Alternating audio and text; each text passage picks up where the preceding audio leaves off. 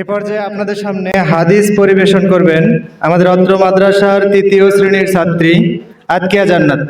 আপনারা এর আগেও দেখেছেন যে আতকিয়া জান্নাতকে এলোমেলোভাবে বলা হয়েছে, সে বলতে পেরেছে।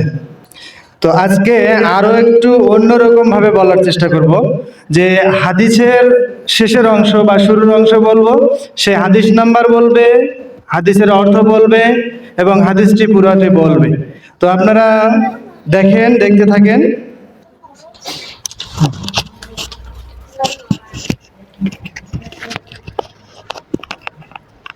আসসালামু আলাইকুম ওয়া রাহমাতুল্লাহ।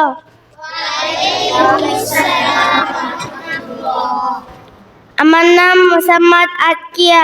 আমি দা হোলি কোরআন নুরানি ফ্রি ক্যাডেট একাডেমিতে ৩য় শ্রেণীতে পড়ি। আমি হাদিস বলবো।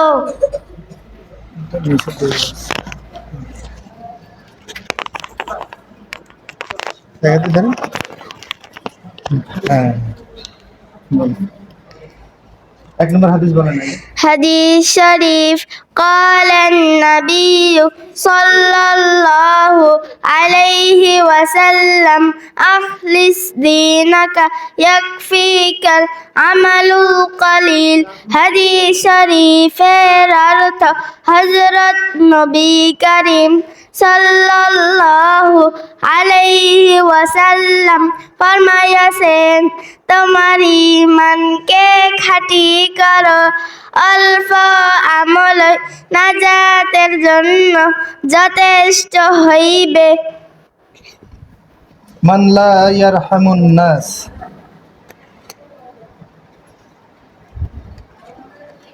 মান লা ইয়ারহামুন নাস। হাদিস নাম্বার বলেন। 10 নম্বর হাদিস, লা ইয়ারহামুল্লাহু মান লা ইয়ারহামুন নাস। হাদিস শরীফের অর্থ আল্লাহ তাআলা ওই ব্যক্তির উপর রহম করে না যে মানুষের উপর রহম করে না। 12 নম্বর হাদিস, হুব্বুদ দুনিয়া রাসু কুল্লি খতিয়া। হাদিস শরীফের অর্থ দুনিয়ার মুহাব্বত সমস্ত গুনাহের মূল। গুজিয়া বিল হারাম। 16 নম্বর হাদিস, 16 নম্বর হাদিস, লা ইয়াদখুলুল জান্নাতা জাসাদুন গুযিয়া বিল হারাম। হাদিস শরীফের অর্থ হারাম ভক্ষণকারীর শরীর বেহেশতে প্রবেশ করিবে না। 19 নম্বর হাদিস, ইন্নামাল আমালু বিন্নিয়াত। হাদিস শরীফের অর্থ সমস্ত কাজই নিয়তের উপর নির্ভর করে। 24 নম্বর হাদিস বলেন। 24 নম্বর হাদিস, কুল্লু বিদআতিন দালালা। হাদিস শরীফের অর্থ প্রত্যেক বিদআত গুমরাহি বা পথভ্রষ্টতা। হাদিস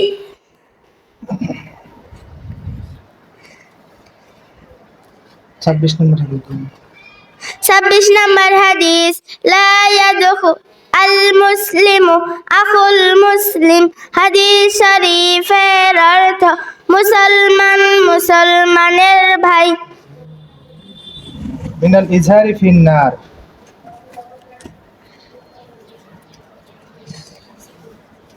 মিনাল ইজহারি ফিন নার।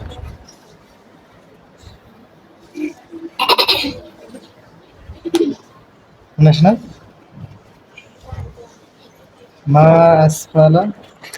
31 নম্বর হাদিস, মা আসফালা মিনাল কাবাইনি মিনাল ইজহারি ফিন্নার।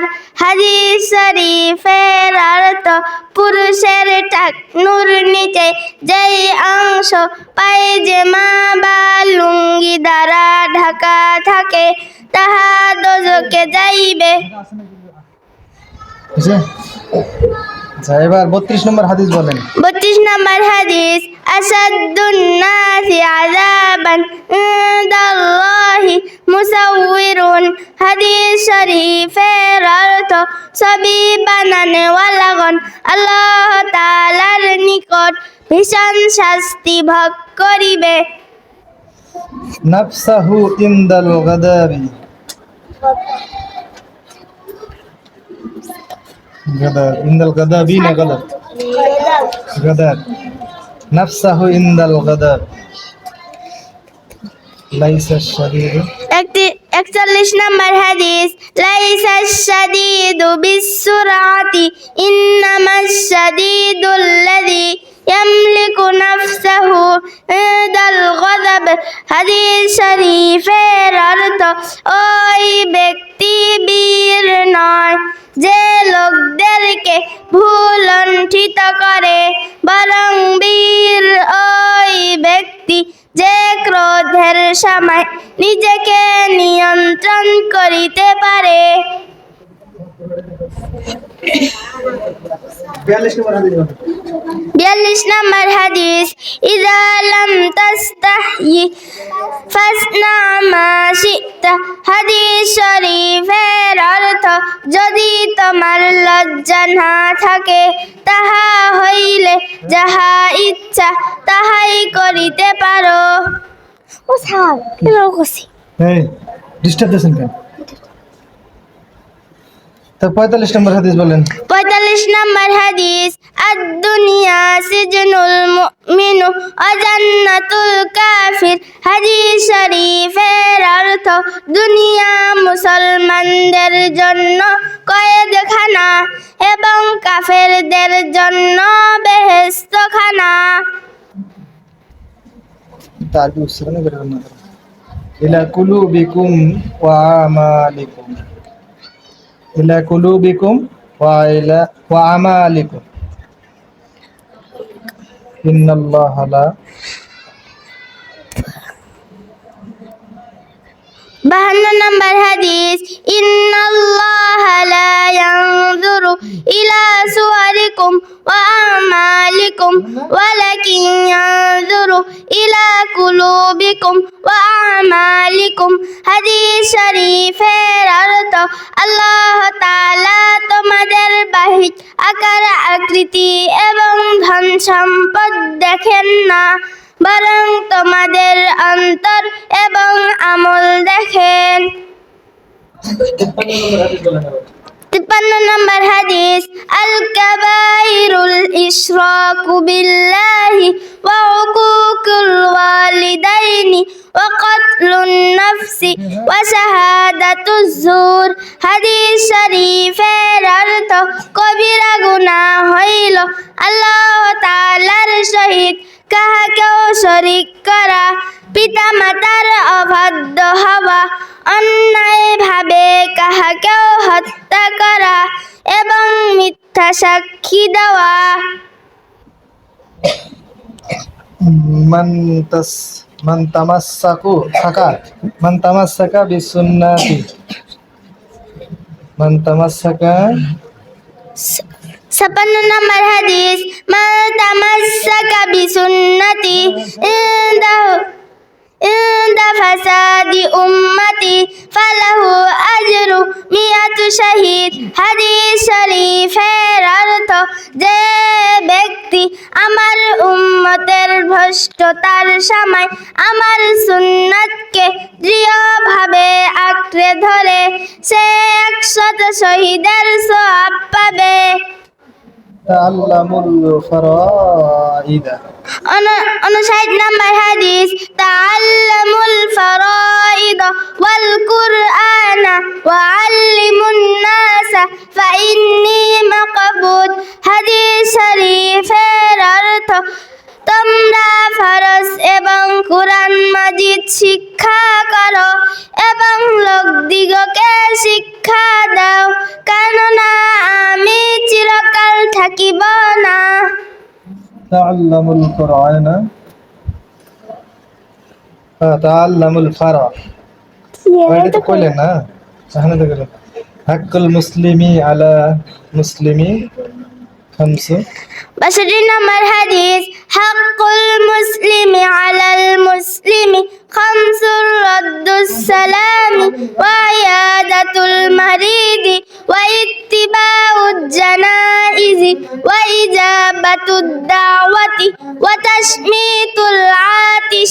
হাদিস শরীফের অর্থ, এক মুসলমান অপর মুসলমানের পাশটি হক আছে, সালামের উত্তর দেওয়া, অসুস্থকে দেখতে যাওয়া, জানাজার নামাজে শরীক হওয়া, দাওয়াত দিলে গ্রহণ করা, হাসির উত্তর দেওয়া। المرأة إذا صلت 63 নম্বর হাদিস আল মারআতু ইযা সাল্লাত খামসাহা ওয়া সামাত শাহরাহা ওয়া আহসানাত ফারজাহা ওয়া তাআত বা'লাহা ফালতাদখুল মিন আইয়ি আবওয়াবিল জান্নাতি শাআত। হাদিস শরীফের অর্থ, যে স্ত্রীলোক 5 ওয়াক্ত নামাজ আদায় করিবে, রমজান মাসের রোজা রাখিবে, লজ্জা স্থানের হেফাজত করিবে এবং স্বামীর হেদায়াত করিবে, তবে সে বেহেশতের যে কোনো দরজায় ইচ্ছা প্রবেশ করিতে পারিবে। أي امرأة ماتت 64 নম্বর হাদিস আইয়ু ইমরাতিন মাতাত ওয়া যাওজুহা আনহা রাদিন দাখালাতিল জান্নাহ। হাদিস শরীফের অর্থ, যে স্ত্রীলোকের মৃত্যু এমন অবস্থায় হইবে যে তাহার স্বামী তাহার উপর সন্তুষ্ট ছিল, সে বেহেশতি। من جمع بين الصلاتين 65 নম্বর হাদিস মান জামা বাইনা সালাতাইনি মিন উযরি ফাকাদ আতা বাবান মিন আবওয়াবিল কাবাইর। হাদিস শরীফের অর্থ, যে ব্যক্তি বিনা ওজরে 2 ওয়াক্ত নামাজকে একত্রে আদায় করে, সে কবিরা গুনাহের দরজা সমূহের একটিতে পদার্পণ করিল। আসসালামু আলাইকুম ওয়া রাহমাতুল্লাহ। ওয়া আলাইকুমুস সালাম ওয়া রাহমাতুল্লাহ।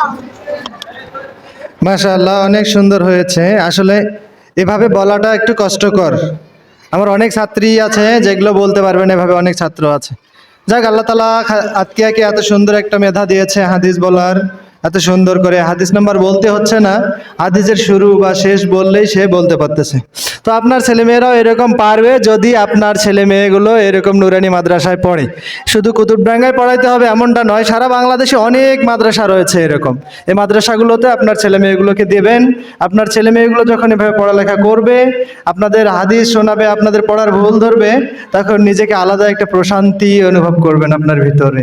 যাক, এটা যখন আপনি আপনার বাচ্চাকে দেবেন নুরানিতে, তখন এটা আপনার মনে হবে, এটা আমি আর বলে বোঝাইতে পারবো না।